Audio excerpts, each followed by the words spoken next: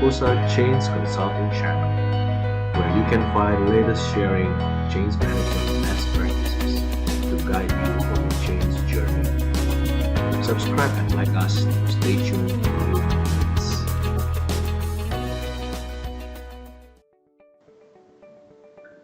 Hi guys, this is the second session of the Fundamental of Organizational Change. We closed the first session at the introduction of the House of Change, and in this session, we will discuss the foundations of the house, which is leadership.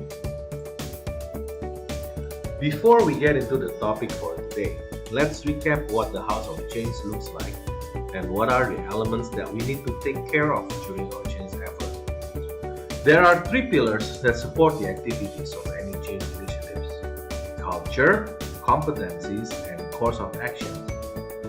Leadership is the foundation that glue these three elements. Now wait, don't press that skip button yet. I know how you're feeling. I am too tired of all leadership topic videos that are already out there. And I'm also sick of seeing another picture of this. Now there's nothing wrong with the pictures, it's just that usually it just comes with a caption, "Be the leader, not the boss." There isn't really any practical applications that comes with this kind of picture usually. And that is not what we're going to do here when we talk about leadership. We definitely will look into a more practical approach, specifically to help us as being a more effective leader in the organization to support our change journey. The first characteristics that all leaders need to have to drive any change is confidence. All leaders need to be confident about where they are planning to go and where they are taking their organizations with their change initiative. A good example of a world-class leader who has a high level of confidence is this guy. Let's take a look at how he can have such confidence in leading Apple into one of the most attractive companies in the world, we can say. First of all, we know that no one has the crystal ball and be 100% sure that the initiative is going to give positive impact to the well-being of the organization. There is always risk of failure. However, we can manage this risk strategically through breaking down the plan into smaller pieces. This will make the change easier to manage, easier to mitigate, and easier to be adjusted as necessary. Another thing that we learned from Steve Jobs is that he has exceptional clarity of the situations. There are three types of clarity we need to obtain in order to have higher certainty of success for our change effort. The first type is clarity of reality. This is the type of understanding of reality without any bias attached to it that comes from hubris, ego, or ignorance. So this is the type of reality we get by staying in touch with what the Japanese said gemba, which means a place of actions or the real place. The second type of clarity that we need to have is clarity of needs.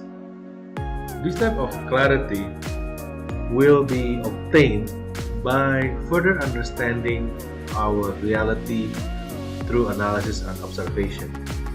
Therefore, equipping ourselves with various data analysis and observation tools will enable us to have a better understanding of what the organization needs in order to change for the better. Of course, getting expert advice on this matter is also advisable. The third clarity that we need to get is the clarity of relationship between the people in an organization, the process in the organizations, and also the platform or the guiding principles and system and policies that is currently in place in the organization. We could also take a look at the relationships of these three items with the culture of the organizations and the competencies of the people, which are the two pillars that we have in the House of Change. We will be able to get this type of clarity as we progress and understand more about the pillars in the House of Change, and as we get more experience in using this framework in helping us throughout our change journey. The second character that we need to look after is a good attitude. A good attitude here means that we need to know that this is not about us as the leaders. It is about everyone in the organization. So first thing we need to do when leading change is to leave our ego behind. Change is scary, and I'm sure we know it too as a leader. We should not make it worse by protecting our fear through our ego, and let the people in the organization express their fears through resistance, preservation, and challenges, and let them go through the process together with us of defeating our fears and driving positive changes in the organization. We can have discussions on this topic separately on another time. The second thing that we need to do is we need to take the role of a coach instead of the star player of the change effort. This means we need to give credits and acknowledge the team's efforts as much as possible. We should also let them be the one running the show as much as they can. And finally, we need to clear up any obstacles and disruptions that will slow down their progress. And to wrap it up, we need to ensure that all of our actions are driven by the objective of making the change journey a successful one. The third characteristics that we need to look after as leaders is our level of engagement. In this, we need to understand it is our energy that fuels the initiative. So, the success of change is actually an equation of how much energy we put in multiplied by how much focus we give to the initiative multiplied by how much time we put in into the initiative. Having said that, we are surely not going to be able to do everything by ourselves. So we need to prioritize and put our maximum energy, focus, and time on activities that have the highest leverage for results. So there are three activities that we need to focus on. The first one is to select and develop change agents. They are the ones who will drive the actions throughout the organization, so these are pretty important. The second one is we need to make sure that the plan of action is well developed, and we need to make sure the progress is being monitored continuously.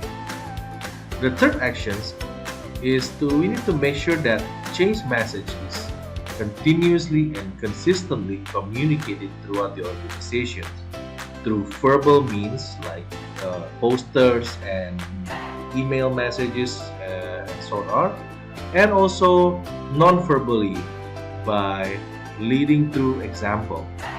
We can then delegate the rest of the activities to the team, but we need to make sure that we define and communicate key success criteria for all activities and monitor progress and results of the team activities. This concludes our discussions on leadership foundations of the House of Change. I hope this summary gives us a practical idea on what needs to be done to prepare for our change journey. With that in mind, thank you very much for listening. Please like, subscribe, and tune in for the next session of Fundamental of Organizational Change. See ya!